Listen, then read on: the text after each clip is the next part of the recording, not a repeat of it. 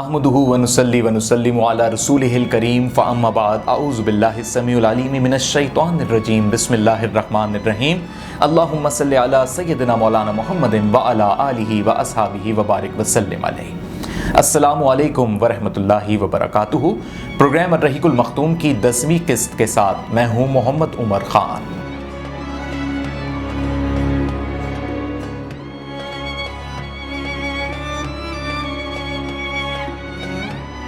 ناظرین، گزشتہ قسط میں ہم نے آپ کو بتایا کہ حضور اکرم صلی اللہ علیہ وآلہ وسلم حضرت خدیجۃ الکبریٰ رضی اللہ تعالیٰ عنہ کا سامان لے کر تجارت کے لیے جانے پر رضامند ہو چکے تھے،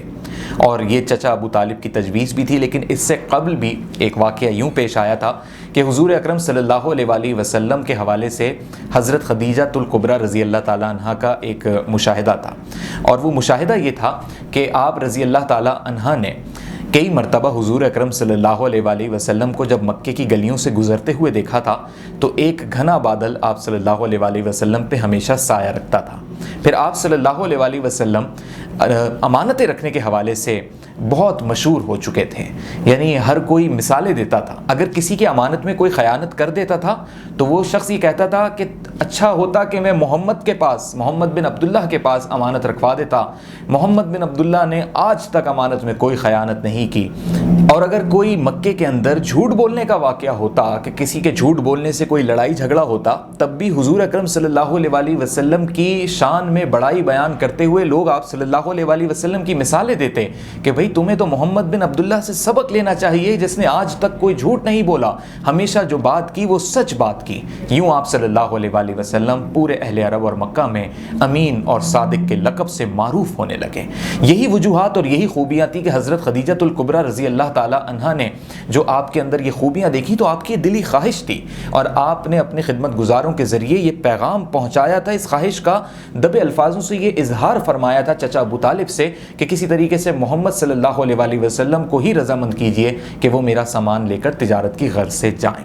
گویا حضور اکرم صلی اللہ علیہ وآلہ وسلم اپنے چچا کی خواہش پر، ان کی ہدایت پر، اس بات پر رضامند ہو گئے تھے، اور اب یہاں سے حضرت خدیجۃ الکبریٰ کا سامان لے کر آپ اہل شام جا رہے تھے۔ حضرت خدیجۃ الکبریٰ رضی اللہ تعالیٰ عنہ کو آپ سے بڑی امیدیں تھیں، لیکن آپ مزید آپ صلی اللہ علیہ وآلہ وسلم کے معاملے میں اتنی دلچسپی لینے لگی تھی کہ آپ نے اس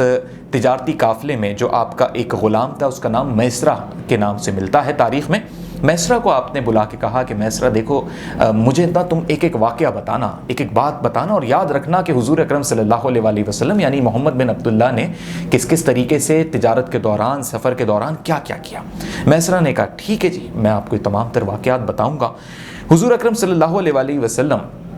حضرت خدیجہ کا سامان لے کر تجارت کی غرض سے شام کی جانب روانہ ہو گئے۔ شام کی جانب جب روانہ ہوئے تو چونکہ موسم کچھ گرم تھا، اور جب آپ لوگ اپنے قافلے کی صورت میں جا رہے تھے تو اہل مکہ اور اہل عرب کے دیگر قبیلے اور قافلے بھی ساتھ ساتھ جا رہے تھے۔ یہ قافلے ٹولیاں بنا بنا کے جاتے تھے، یعنی ایک ایک قافلہ چند افراد پر مشتمل ہوتا تھا، پھر کسی اور کا قافلہ ہوتا تھا، اور اس قافلے کو جو اس کا جو سرپرست ہوتا تھا یا سربراہی کرنے والا ہوتا تھا وہی اس مال کا ضامن ہوتا تھا۔ تو حضرت خدیجہ کے مال کی ضمانت اور ضامن جو تھے وہ حضور اکرم صلی اللہ علیہ وآلہ وسلم تھے۔ ان قافلوں میں ابو سفیان کا بھی ایک قافلہ شامل تھا، وہ بھی تجارت کی غرض سے جاتے تھے، اور بھی دیگر اس میں قافلے شامل تھے۔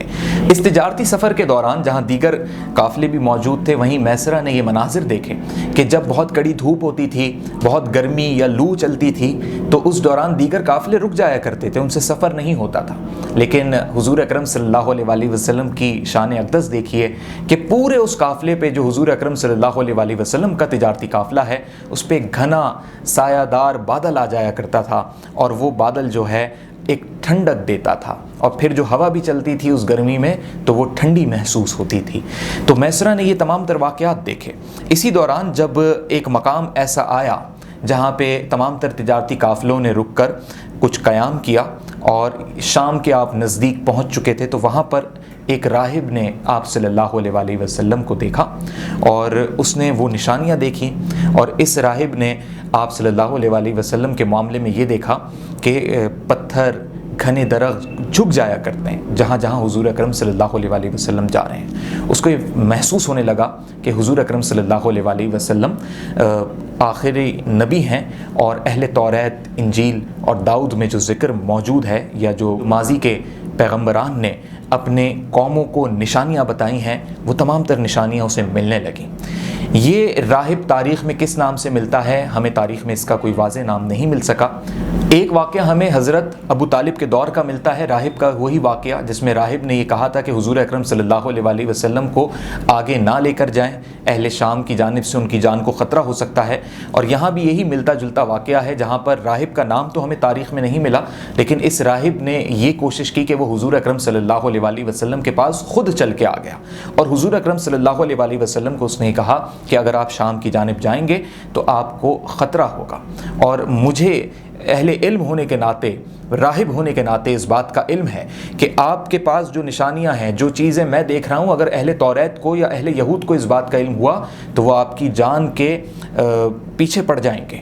لہٰذا حضور اکرم صلی اللہ علیہ وسلم نے یہ جاننے کے بعد یہ سوچا، یا آپ صلی اللہ علیہ وسلم کی یہ ایک حکمت تھی کہ ایک ایسا راستہ شام کو جا رہا تھا، یعنی شام کے ان بازاروں کو جا رہا تھا جس راستے کو تجارتی قافلے زیادہ منتخب نہیں کرتے تھے، اور اس راستے کے حوالے سے یہ تھا کہ وہ ایک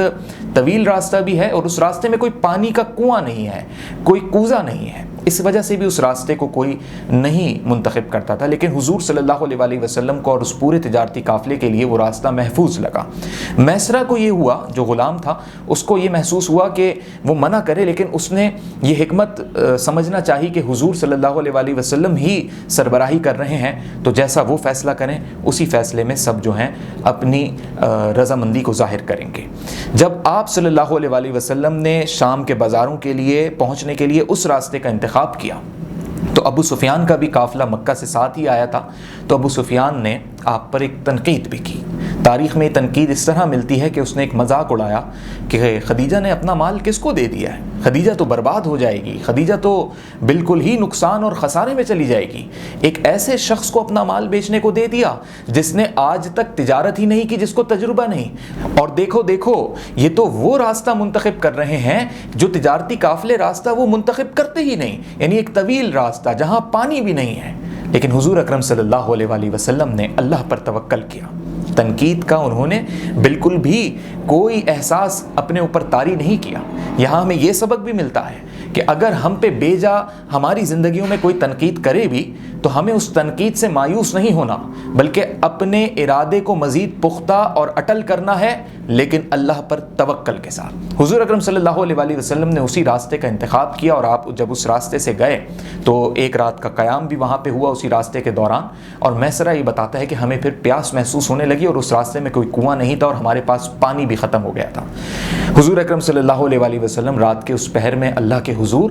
آپ نے دعائیں مانگی، آپ نے کہا اے رب، اے اس دنیا کو پالنے والے، ہماری پیاس کو بجھا، ہمارے لیے آسانی پیدا فرما۔ اور کچھ آپ صلی اللہ علیہ وسلم کو بشارت ہوئی۔ یاد رکھیے گا ابھی اعلان نبوت نہیں ہوا، ابھی آپ کی عمر مبارک 25 برس ہے، لیکن آپ اللہ کے درویش بندے ہیں، آپ اللہ کے قریب ہیں، آپ پر اللہ کے کچھ خاص ہی فضائل ہیں، کچھ خاص ہی برکتیں ہیں کہ آپ کو یہ احساس ہوا، یہ محسوس ہوا کہ کچھ قدم کے فاصلے پہ اگر کھدائی کی جائے تو وہاں سے پانی نکل آئے گا، اور آپ نے میسرہ کو اور قافلے میں شامل دیگر جو خدمت گزار تھے ان کو کہا کہ یہاں کھدائی کرتے ہیں، اور خود بھی ان کے ساتھ مل کے کھدائی کی، اور چند ہی گھنٹوں کی کھدائی کے بعد جو ہے وہاں سے پانی کا ایک چشمہ پھوٹ پڑا۔ میسرہ یہ کہتا ہے کہ ہمیں یقین نہیں تھا، اور جب ہم نے اس ٹھنڈے اور میٹھے پانی کو پیا تو اگلا دن لگ چکا تھا، کڑی دھوپ تھی، لیکن اس پانی کو پینے کے بعد ہم میں ایک توانائی آ گئی، ہم اس قدر خوشگوار ہو گئے کہ ہم اس سے پہلے اتنے تر و تازہ نہیں تھے، اور پھر ہم نے اس راستے کو کیسے اتنی جلدی عبور کر لیا ہمیں نہیں معلوم، کیونکہ جب حضور اکرم صلی اللہ علیہ وسلم کا تجارتی قافلہ شام کے بازاروں میں پہنچا تو اس کے اگلے روز ابو سفیان کا اور مکہ والوں کا قافلہ پہنچا، جبکہ ابو سفیان اور مکہ والے سمجھتے تھے کہ وہ راستہ جو انہوں نے منتخب کیا ہے وہ مختصر راستہ ہے، آسان راستہ ہے، اور محمد بن عبداللہ نے جو راستہ منتخب کیا ہے وہ مشکل ہے، لیکن یہاں محمد بن عبداللہ ان سے پہلے پہنچ گئے اور سبقت لے گئے منافع میں، کیونکہ وہاں جو پہلے پہنچ جاتا تھا وہاں یہی ہوتا تھا کہ جو مال خریدنے والے لوگ اس بازار میں موجود تھے، جن کی دکانیں ہوا کرتی تھیں، جو اپنا کاروبار کرتے تھے، جن کے پاس وہ چیزیں پہلے پہنچ گئیں، جن کے پاس وہ کپڑا، وہ مال، وہ ساز و سامان پہلے پہنچ گیا، انہوں نے وہ خرید لیا۔ حضور صلی اللہ علیہ وسلم کی اس مال تجارت کے دوران جو لین دین کا معاملہ تھا وہ اتنا خوبصورت اور حسین تھا کہ حضور صلی اللہ علیہ وسلم کا جو رویہ تھا، یعنی اب آپ دیکھیے کہ آج کی تاریخ میں جو لوگ مارکیٹنگ کرتے ہیں، جو لوگ سیلز مین ہیں یا جو لوگ اس قسم کا کام کرتے ہیں کہ انہوں نے اپنی پروڈکٹ بیچنی ہو، تو حضور صلی اللہ علیہ وسلم فوراً سے مال کے اوپر نہیں آتے تھے، تجارت کے اوپر نہیں آتے تھے، بلکہ حضور صلی اللہ علیہ وسلم پہلے ان سے کچھ بات کرتے تھے، اتنے خوش اخلاق طریقے سے بات کرتے تھے کہ سامنے والے کا یہ دل چاہتا تھا کہ وہ بات ہی کرتا رہے، سامنے والے کا یہ دل چاہتا تھا کہ میں محمد بن عبداللہ سے مزید باتیں کرتا رہوں۔